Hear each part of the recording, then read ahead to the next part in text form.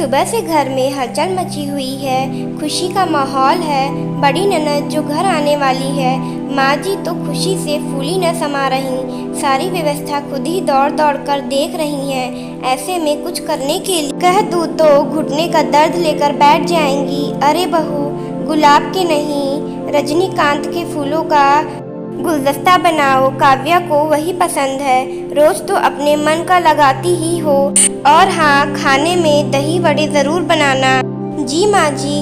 सुबह से केवल मैं यही 3 शब्द बोल रही थी। आखिर का वह ऐतिहासिक पल आ ही गया जब मेरे ननद नंदोई और उनके बच्चों का गृह प्रवेश हुआ। कितनी दुबली हो गई हो रजनी, खाना नहीं खाती क्या? और भाई, तुम्हें क्या हुआ? तुमने भी खाना छोड़ दिया है क्या? क्यों रजनी, सबको डाइटिंग पर डाल रखा है क्या? और इस तरह उनके तानों का सिलसिला शुरू हो गया जो 1 हफ्ते तक चलने वाला था। मैंने भी खुद को तैयार कर रखा था कि इस बार कुछ भी हो जाए, मैं किसी की बातों से अपना दिल नहीं दुखाऊंगी। परिवार में तो हल्का फुल्का तनाव हो ही जाता है, पर उससे समझदारी से सुलझाने की ज़रूरत रहती है। तभी सासू माँ के आदेश से मेरी तंद्रा टूटी। रजनी, चाय नाश्ते का इंतज़ाम भी करोगी कि ऐसे ही भूत बनी खड़ी रहोगी? चलो, तब तक तुम लोग भी नहा धो लो। लंबा सफ़र तय करके आ रहे हो। सभी उन लोगों के आवभगत में लग गए और मैं रसोई घर में कहने को पूरा घर मेरा है, पर पता नहीं क्यों रसोई घर ही अपना लगता है। शायद क्योंकि यही मेरे दुख सुख का साथी है। रजनी, सबके लिए चाय लेकर यहीं आ जाओ, निखिल ने कहा और बच्चों को लेकर माँ जी के कमरे में चली गई। मैंने भी जल्दी जल्दी चाय छानी, बिस्कुट लिए और ट्रे में रखा और जाने लगी। कमरे से गप्पे मारने की और हंसी ठहाकों की आवाज़ें आ रही थी, इसलिए मुझसे भी इंतज़ार नहीं हो रहा था।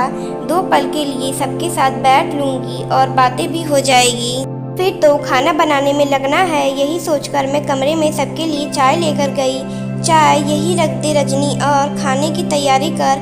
अपनी चाय तो लेती जा और हाँ, दरवाज़ा चिपका देना। मैं चुपचाप अपनी चाय ले अपने साथी रसोई घर में आ गई और रोते हुए चाय पीने लगी, जो कि मेरे आंसुओं की वजह से नमकीन हो गई थी। किसी से क्या कहती जब निखिल ने कुछ नहीं कहा तो, और किसी से क्या उम्मीद करूं? क्या मैं केवल खाना बनाने के लिए हूँ? मुझे हक नहीं है सबके साथ बैठकर चाय पीने का? फिर काव्या दी ही कहेंगी 1 हफ्ते रही, पर रजनी के पास तो टाइम ही नहीं है हमसे बात करने का दिन भर। रसोई घर में रहूंगी तो कहाँ से टाइम मिलेगा? या फिर मैं कोई जासूस हूँ जो इनकी बातें सुन लूँगी तो बहुत बड़ा अनर्थ हो जाएगा। शादी के 3 साल पूरे होने को हैं, पर शायद अभी भी मैं सबके लिए पराई हूँ, इसलिए मुझे परिवार के साथ चाय पीने का हक नहीं है। मैंने खुद को तैयार कर रखा था, पर आखिर दिल दुख ही गया। मैंने ही समझने की भूल कर दी शायद, क्योंकि समझदारी दोनों तरफ से हो तभी रिश्ता निभाया जा सकता है, वरना ऐसे तो रिश्ते ढोए जाते हैं।